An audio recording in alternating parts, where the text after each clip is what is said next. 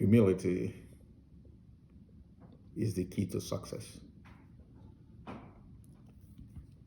And I would like to use the life of two people, Moses and Joseph, to illustrate this point. And I will also reassure myself and whoever else is interested that when Jesus said, "I have not come to condemn the world, but to save it," that he meant what he was saying. And he also said, "Heaven and earth will pass away, but my word will never pass away." Then he said, "Ask and it shall be given to you." The concept of asking and receiving from God is a topic of another day, but I just need to use Moses and Joseph to demonstrate how humility opens the heart of God, and then how humility is actually a key to success. If one is so full of himself in trying to conquer the world,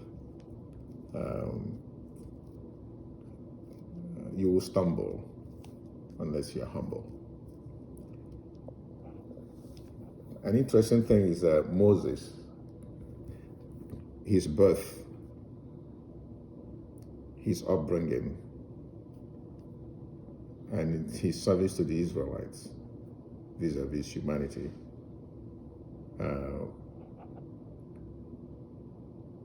was a perfect demonstration of arrogance versus humility.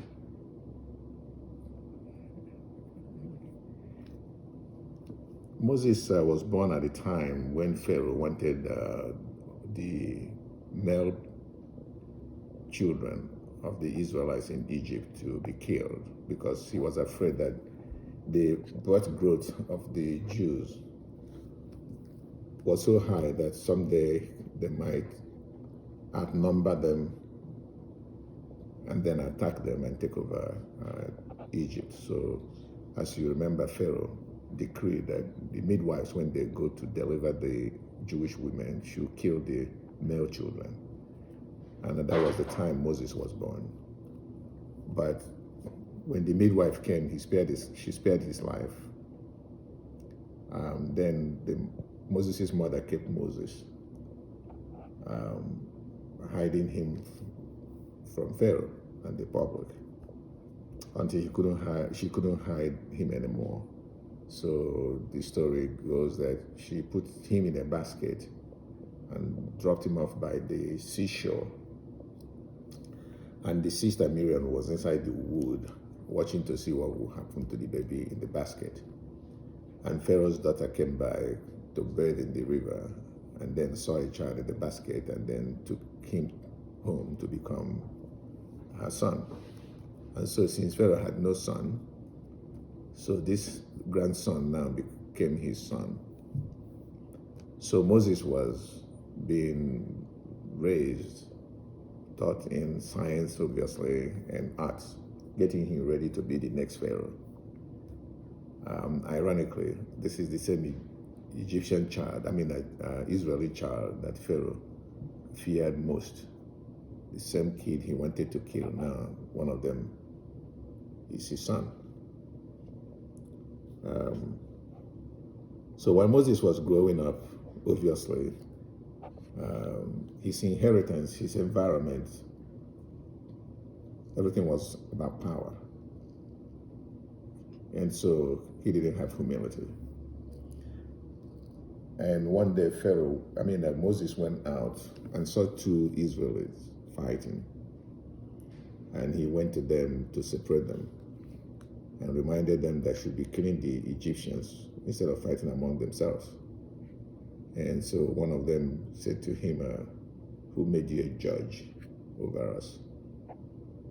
And then same Moses saw an Egyptian beating up an Israelite. Moses then killed the Egyptian. And once this secret became revealed to Pharaoh, Then Moses ran away. This was the first 40 years of his life, full of arrogance and power. And you can tell he didn't accomplish much. He didn't ask God if he can be his agent of rescuing the Israelites from Egypt. He did it on his own, and here was the outcome. He became a fugitive. And this Pharaoh's son, who was obviously second in command in the world, as a fugitive now has become like a peasant farmer. Because now, as he was running away, he found himself as a houseboy in the house of Jethro. I will spare you the story of how he met Jethro's daughters and how they brought him home and etc. But he became a servant to Jethro. This was somebody who was just few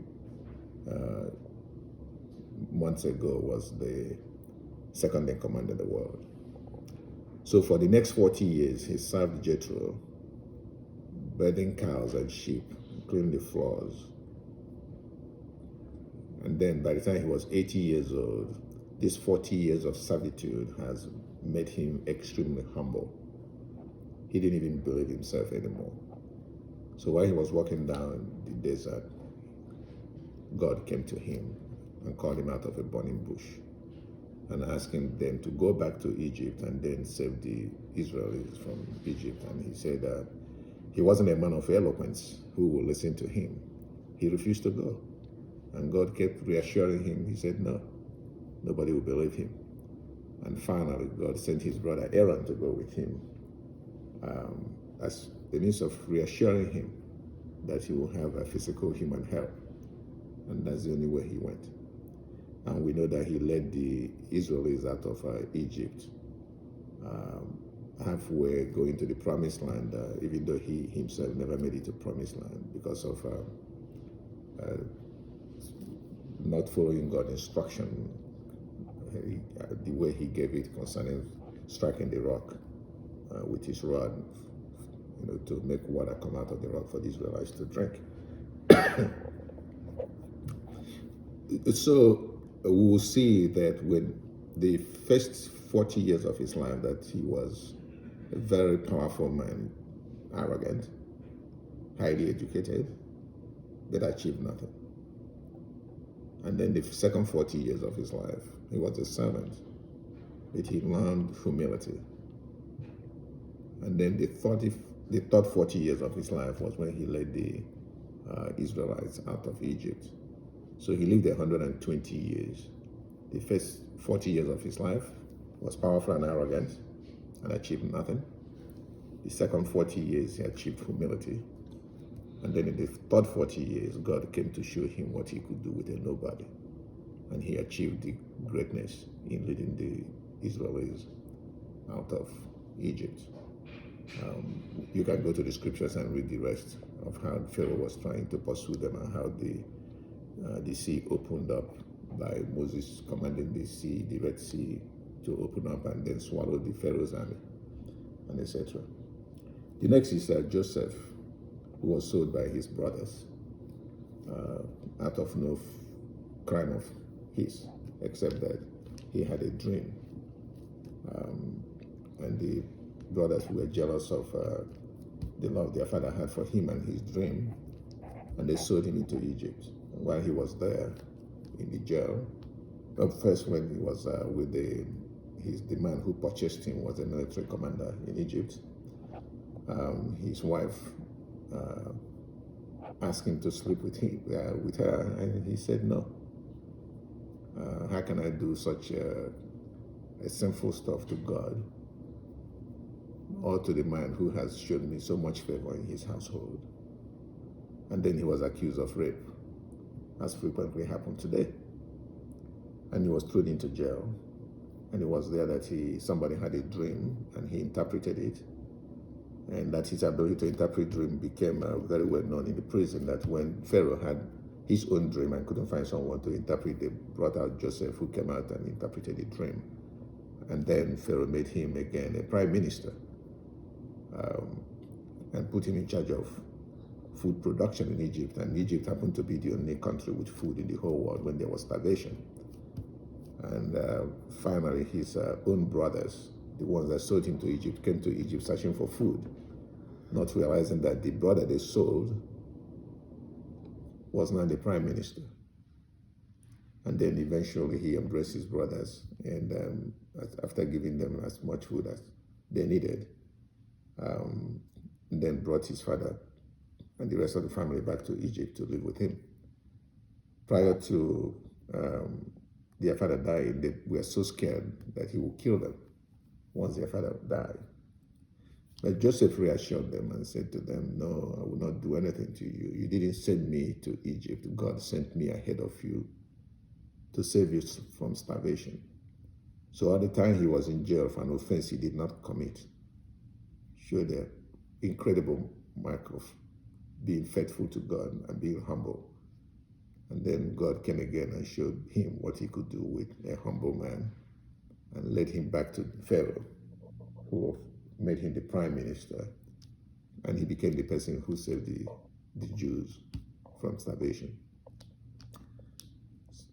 The relevance of these two individuals in my life is that when you are in a position of power or in a position where you have accomplished much, one has to remember humility.